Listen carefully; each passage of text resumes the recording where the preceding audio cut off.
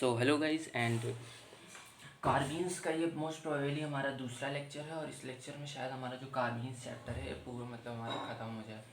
तो I hope कि मैं इस लेक्चर में पूरा ख़त्म करूँ। और लास्ट लेक्चर में हमने देख लिया था स्टेबिलिटी, थोड़ा सा क्विक रिवीजन कर लेते हैं।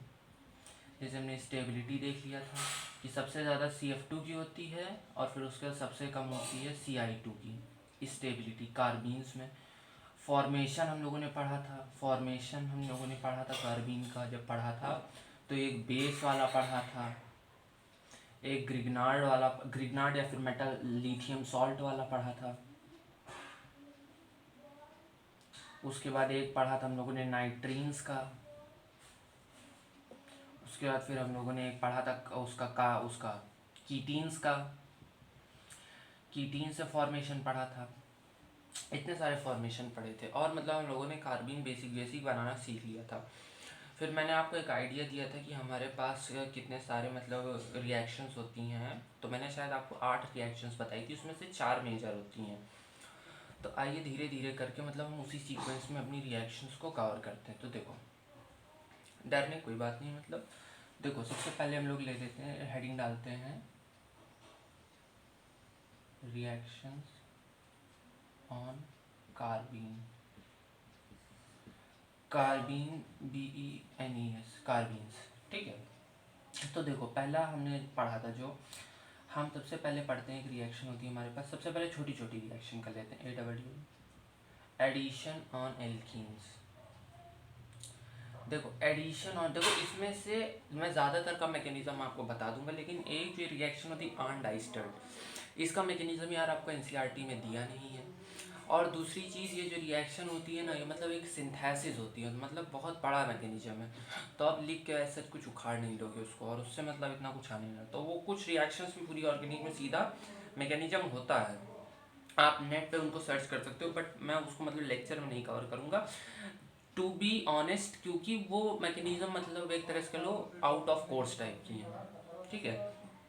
तो देखो एडिशन ऑफ एल्केन ऑन कार्बीन्स, अगर कार्बीन पे एल्कीन का एडिशन हो रहा है। देखो अब इसमें दो तरह से होता है। अगर आप लेते हो सिंगलेट, अगर आप मान लो सिंगलेट लेते हो, आप सिंगलेट भी ले सकते हो और आप ट्रिपलेट भी ले सकते हो।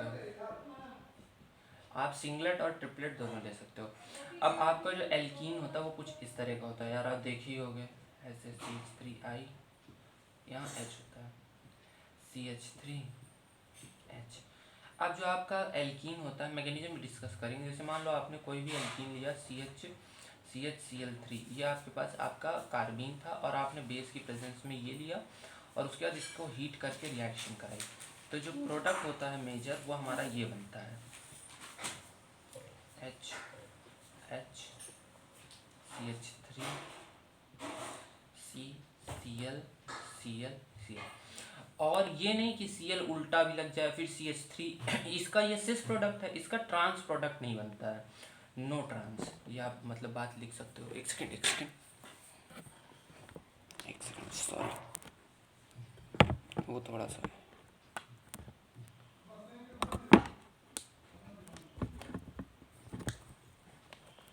एक सेकेंड यार। सो यार हाँ, आपको इशू नहीं है, वो थोड़ा हो गया था इशू। तो आगे देखते हैं कि क्या होता है। तो मैं ये बता रहा था कि ये जो होता है इसका नॉट ट्रांस, इसका जो ट्रांस प्रोडक्ट होता है वो एग्जिस्ट नहीं करता है। क्यों नहीं करता है? क्योंकि देखो इसके बॉन्ड रोटेशन जो होता है ना, बॉन्ड रोटेशन, बॉन्ड ROT, ये जो होता है इसका जो टाइम टेकिंग होता है ये धीमे होता है। और ये मतलब, और ये जो मतलब आपको ट्रांस प्रोडक्ट चाहिए, ये बॉन्ड रोटेशन वाला कॉन्सेप्ट छोड़ो, इस पर मत जाओ, ये भी मैं बताता हूँ थोड़ी देर में। तो ये मतलब अभी इसी वीडियो में बताऊँ, जब ट्रिपलेट पढ़ाऊँगा वो ट्रिपलेट का कॉन्सेप्ट है। इसमें जो होता है दोनों चीज़ें एक ही डब्बे में होती हैं, तो एक ही तरह से भी मैकेनिज्म बताऊँगा तो पता चलेगा कि कैसे एक ही डब्बे में होती है, तो ये एक ही साइड से डीट करता है। इस रिएक्शन की कुछ खास बातें होती हैं, सिन एडिशन होता है,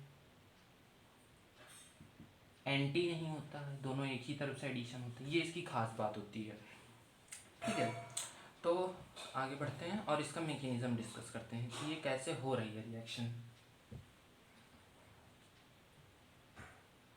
ओके, तो इसका मैकेनिज्म अगर डिस्कस करें तो इसका मैकेनिज्म कोई ज़्यादा लफड़ेबाज नहीं है, है सरल ही, बस खाली थोड़ा सा ध्यान देने वाला। देखो जैसे आप कोई कार्बीन ले लो या फिर कार्बीन बनाना तो सीख ही चुके हैं, एच एच। अब जो कार्बीन होता है वो कुछ इस तरह का दिख रहा होगा आपको, अगर आप ध्यान से देखोगे तो आपको कुछ इस तरह का होगा आपके पास मॉडल में। एक ऑर्बिटल जो होगा इसके इसमें इलेक्ट्रॉन होंगे और दूसरा ऑर्बिटल जो होगा ये इसका खाली होगा। तो ये जो होते हैं ना इलेक्ट्रॉन, ये वाला कार्बन, इसका ये बॉन्ड धीरे से टूटता है और ये अपना बॉन्ड इससे जोड़ता है और यहाँ खाली जगह पाके ये यहाँ अटैक कर देता है और ऐसे बन जाता है जो आपका प्रोडक्ट था। आप समझे क्यों? मतलब ये आप सोचो कैसे ये ऊपर जाके अटैक कर सकता है, नहीं कर सकता ना, इसीलिए मतलब एक ही साइड से अटैक करता है और ये मतलब अपना प्रोडक्ट बनाता है ऐसे, Cl Cl। जहाँ जो भी आप कार्बीन लोगे वैसा ही प्रोडक्ट बनेगा, सिन एडिशन होगा, एंटी नहीं होगा और आपको सिस ही प्रोडक्ट में मिलेगा। ठीक है, ये होती है हमारी पहली रिएक्शन। अब दूसरी, इसको मतलब आप लोग नोट कर सकते हो, ये इसका मैकेनिज्म था, छोटा सा मैकेनिज्म है, ज़्यादा कोई टफ रिएक्शन ही नहीं है। इसके बाद चैप्टर चालू होगा एरोमेटिक केमिस्ट्री, वो बड़ा चैप्टर और थोड़ा अच्छा चैप्टर होगा। ठीक है, तो ये होती है मैकेनिज्म, आगे डिस्कस करते हैं। ठीक है, अब अगली रिएक्शन जो हम डिस्कस करते हैं वो होती है हमारे पास कार्बाइड। देखो ऐसे टॉपिक वाइज क्वेश्चन कराने में मुझे मज़ा नहीं आती, मैं इकट्ठा आपको मतलब लास्ट में, इसी लेक्चर के लास्ट में क्वेश्चन कराऊंगा और फिर आपको मज़ा आएगी कि अरे वाह मज़ा आ रही, फिर आप मतलब नोट्स अपने रख देना और ध्यान से पढ़ते जाओ। देखो कार्बाइल अमीन, इस रिएक्शन के बारे में कुछ खास बातें हैं, ये एनसीईआरटी की है। पहली बात तो इम्पॉर्टेंट है, क्यों इम्पॉर्टेंट है? क्योंकि ये पीओसी चैप्टर को इंक्लूड करती है, प्रैक्टिकल इन ऑर्गेनिक केमिस्ट्री, और टेस्ट फॉर 1 डिग्री अमीन्स के लिए है। आप 1 डिग्री अमीन्स को इस रिएक्शन से पहचान सकते हो। कैसे कर सकते हो? जब आप RNH2 लेते हो और कोई भी कार्बीन हो गया, मतलब आप ऐसे ले लो CHCl3OH-, ठीक है, ये ले सकते हो और हीट करते हो। हीट वीट ज़रूरी नहीं है, लेकिन हीट करना कर दो तो ज़्यादा अच्छा है। हीट करने से देखो ज़्यादातर रिएक्शन में हीट क्यों लिखी रहती है, क्योंकि अभी जब मैं केमिकल काइनेटिक्स पढ़ाऊँगा तो देखो एक होता है एनर्जी बैरियर। जैसे मान लो बहुत अच्छी रिएक्शन पहले इस टेम्परेचर पे हो रही थी और ये मतलब ये जो एनर्जी बैरियर होता है, इस टेम्परेचर बहुत सारे मॉलिक्यूल्स थे और रेट बहुत कम है। यहाँ पे देख लो रेट मान लो इतना ही है।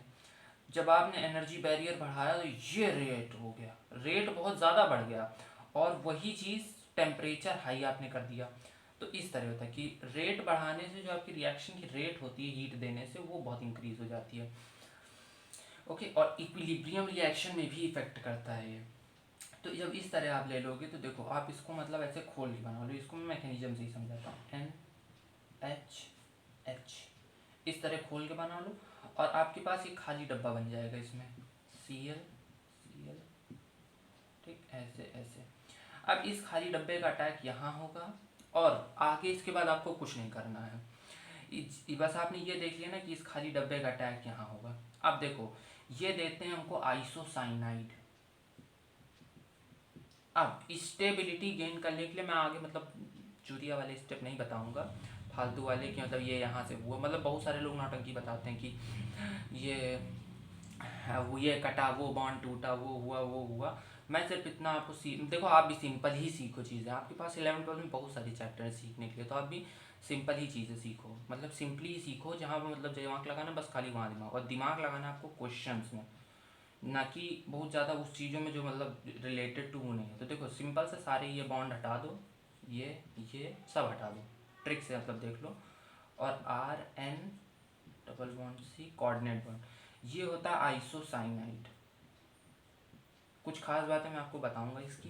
इसका स्मेल जो होती है फाउल स्मेल होती है, ठीक है, फाउल स्मेल होती है, ये सब बातें ध्यान रखना। ये फाउल स्मेलिंग कंपाउंड होता है। केवल और केवल 1 डिग्री देते हैं क्योंकि उन्हीं में एक एक्स्ट्रा H होता है, बाकी 2 डिग्री अमीन्स कभी नहीं है रिएक्शन देते हैं, उनमें रिएक्शन जो होगी वो उल्टी चली जाएगी। ठीक है, तो आप लोग इसको नोट करो, मैं तो इसको इरेज करता हूँ। तो इसको चलो वो करते हैं, इरेज करते हैं और फिर आगे करते हैं। आगे मतलब और भी रिएक्शन देखो, ध्यान दे लेना कि ये बहुत इंपॉर्टेंट रिएक्शन थी, इस पे 3-4 स्टार आप मार्क कर लेना। हो सकता है आपकी जेईई एडवांस में इस साल यही रिएक्शन किसी ना किसी उसमें ग्रेड में आ जाए। ठीक है। अभी तो हम लोग मतलब ग्रिड टाइप नहीं प्रैक्टिस करते हैं, क्योंकि कुछ लोग अभी चालू ही करते हैं, कुछ टाइम बाद हम लोग ग्रिड टाइप क्वेश्चन भी प्रैक्टिस करेंगे। अब हमारे पास अगली जो रिएक्शन होती है वो होती है हमारे पास, ये होती है अच्छी रिएक्शन, राइमर, या फिर छोड़ो राइमर टाइमर पे अभी नहीं जाते हैं, वो थोड़ी अच्छी रिएक्शन है। देखो अभी आपने एडिशन पढ़ी ना, उसी की समझो एक बहन है, उसका नाम है साइमन स्मिथ। देखो इसमें हम लोगों ने लिया था कार्बीन, उसमें भी हम लोग कार्बीन ही लेंगे, लेकिन जैसे मान लो ये है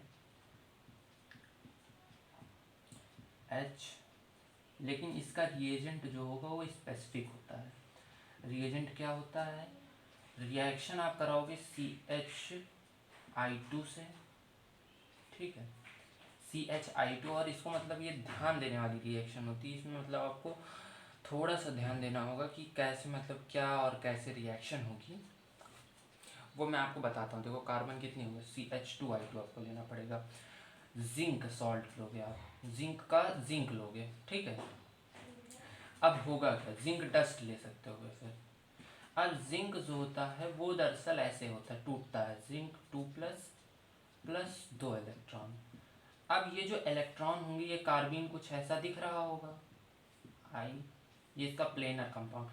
अब ये इलेक्ट्रॉन जो होता है इस आयोडीन को ले लेता है और आयोडीन को कन्वर्ट कर देता है I- में, इस आयोडीन को ले लेता है, 2 इलेक्ट्रॉन है ना, और I- में कन्वर्ट कर देता है, और इन दोनों को Zn2+ जो होता है उनसे ये दोनों स्टेबल हो जाते हैं, और आपका जो कार्बीन होता है ये फॉर्म हो जाता है, और बाकी फिर वही सेम रिएक्शन, ये ऐसे हटेगा, यहाँ ये दोनों चिपक जाएंगे, CH2 ऐसे, सीन एडिशन। बस यही होती है हमारी साइमन स्मिथ, आप लोग इसको मतलब नोट कर सकते हो। तब तक मैं थोड़े क्वेश्चंस ढूंढ लेता हूँ आपको देने के लिए। क्वेश्चन तो नहीं मिला।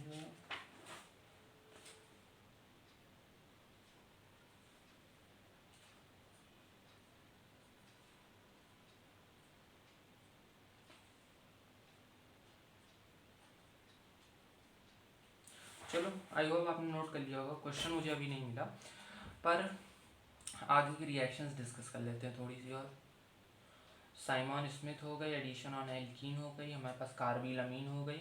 अब एक और इम्पॉर्टेंट रिएक्शन करते हैं जो NCERT पॉइंट ऑफ व्यू से बहुत इंपॉर्टेंट है, और फिर जब आप एरोमेटिक केमिस्ट्री पढ़ोगे तब आप फिनॉल में भी ये रिएक्शन पढ़ोगे ही, जो कि है राइमर टाइमर। स्पेलिंग यार गलत हो तो सही कर लेना, ठीक है, राइमर टाइमर, इसीलिए मैं ज़्यादा अच्छे से लिख नहीं रहा हूँ स्पेलिंग। देखो ये भी इसके ऊपर भी ये क्यों इम्पोर्टेंट है, क्योंकि ये फिनॉल रिएक्शन है, फिनॉल की रिएक्शन लिख सकते हो है, और फिनॉल की सारी रिएक्शन बहुत इंपॉर्टेंट होती हैं, ठीक है। अब राइमर टाइमर में होता है जैसे आप मतलब देखो, आपको भले ही मैकेनिज्म इसका याद रहे ना रहे, प्रोडक्ट याद करना चाहिए आपको। जब आप फिनॉल लेते हो, और इसमें मैं एक आपको की कॉन्सेप्ट बताऊंगा, CHO प्लस OH CHO, ये चीज़ें आपके पास फॉर्म होती हैं, पर यहाँ पे आप ले सकते हो CHCl3 और KOH ले लो, बेस कोई भी ले सकते हो, OH- का सोर्स होना चाहिए। अब पहली पॉइंट, इंपॉर्टेंट पॉइंट जो आपको यहाँ ध्यान रखना है वो है कि ये जो होता है ये हमारा मेजर होता है, ठीक है, ये हमारा मेजर प्रोडक्ट होता है। दूसरी बात, जो -M ग्रुप्स होंगे वो इस रिएक्शन में इंक्लूड करेंगे कार्बीन की रिएक्शन, क्योंकि माइनस चार्ज इसमें भी आता है, तो इस बात को आप नोट कर सकते हो कि -M जो होंगे वो अच्छी रिएक्शन देंगे। मेजर ये क्यों होगा, क्योंकि इस O और इस H में हाइड्रोजन बॉन्डिंग है,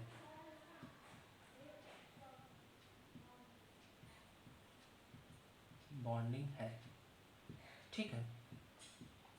बस राइमर टाइमर में आपको इतनी बात ध्यान रखनी थी, और आपके उसके इस रिएक्शन के बारे में कोई भी चीज़ नहीं ध्यान रखनी है।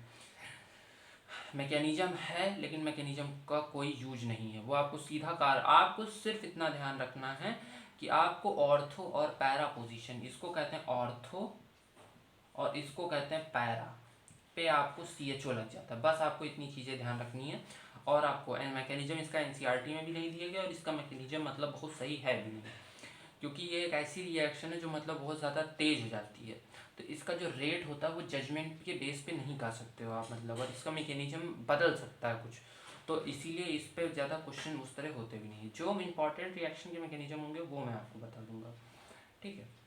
जैसे साइमन स्मिथ था, वैसे मान लो कि आपको कभी दे दिया गया कि जिंक के साथ कुछ और ले लिया गया, तो आप समझ जाओगे, जिंक वाला बताना ज़रूरी था क्योंकि आप जिंक का रोल नहीं समझ पाओगे, ठीक है, इस तरह। और मतलब हमने 4 रिएक्शंस डिस्कस कर ली। अब एक हमारे पास रिएक्शन होती है, मैंने लिखाया था इंसर्शन ऑन एल्केन्स।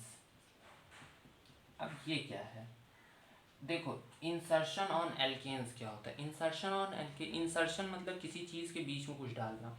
देखो, जैसे आप इसको ध्यान रखना, जैसे आप मान लो CH4 लेते हो और इसको CH2, इसमें ध्यान रखना, इसमें एक और चीज़ बताऊंगा, विद हीटिंग विदाउट हीटिंग, और इसको हीट कर देता हूँ। इसमें हीट का कॉन्सेप्ट है, स्टार बना लेना और लिख लेना सामने, हीट कॉन्सेप्ट।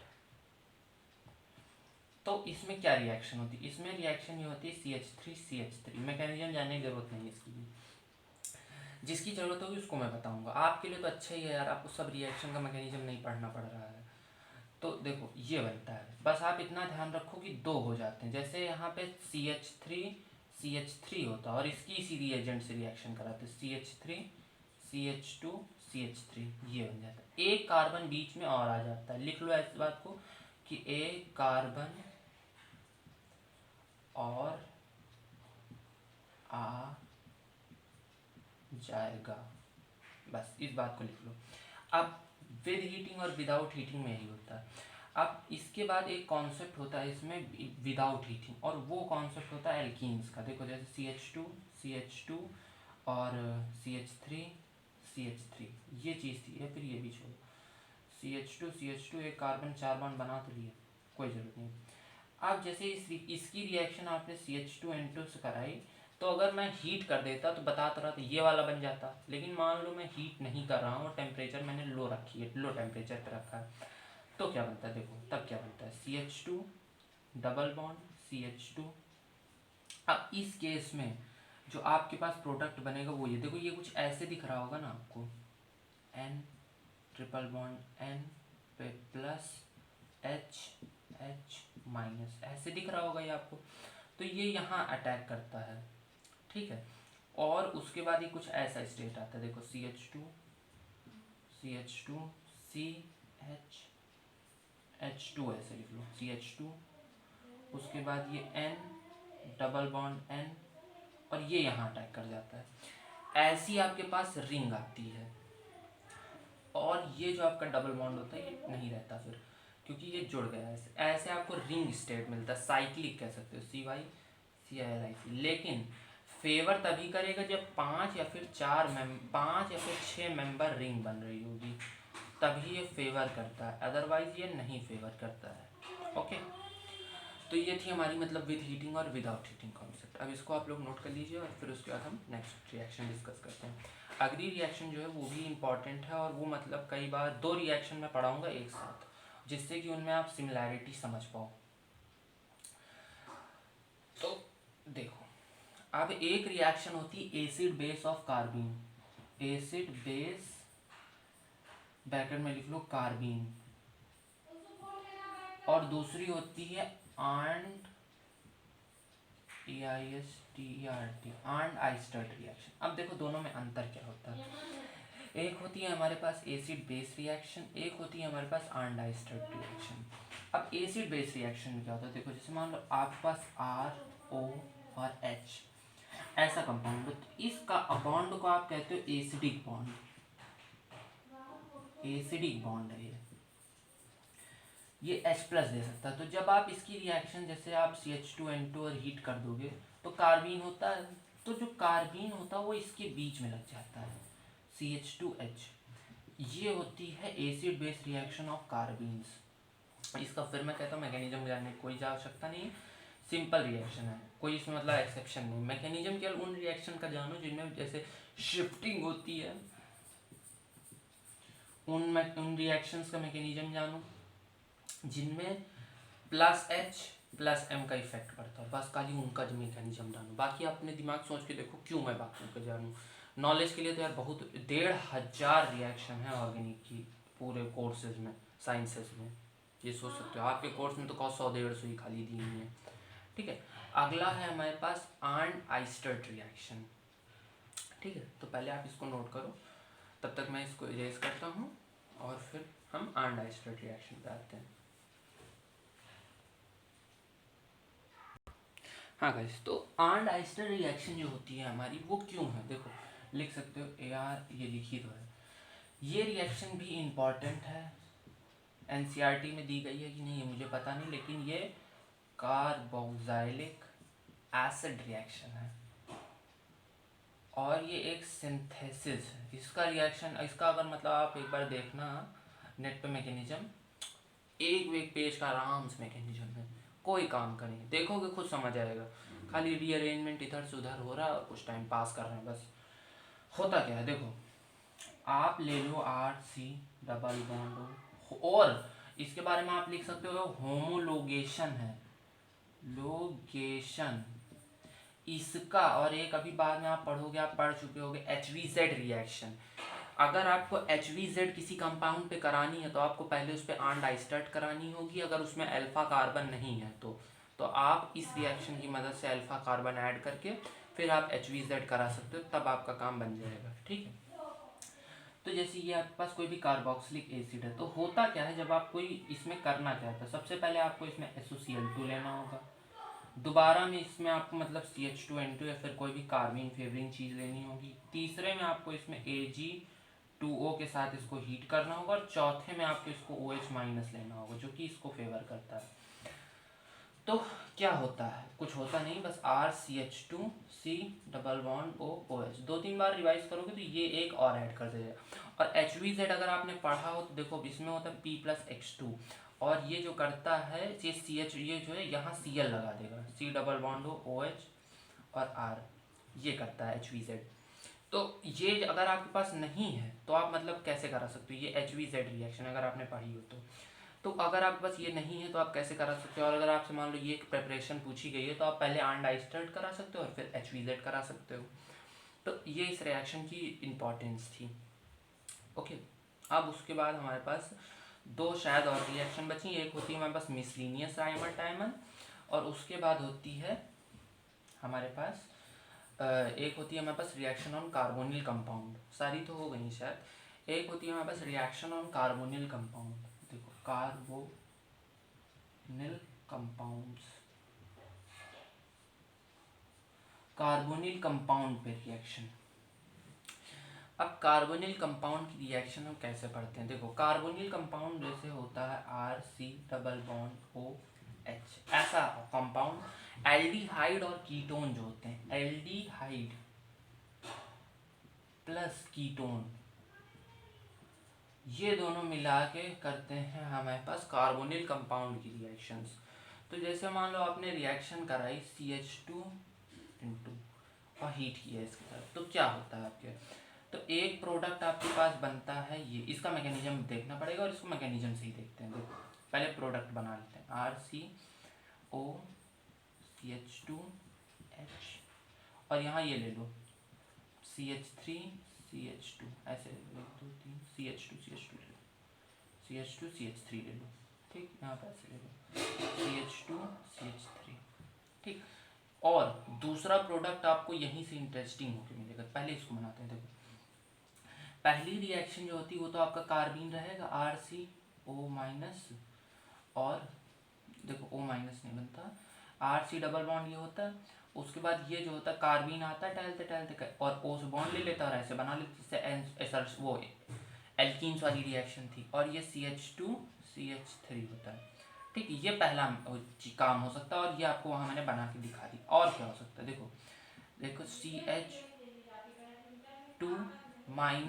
और N+, ये आपको दिया होता है, और क्योंकि ये माइनस है तो ये अटैक करता है यहाँ पे, और जब ये यहाँ पे अटैक करता है तो CO-, CH2N+,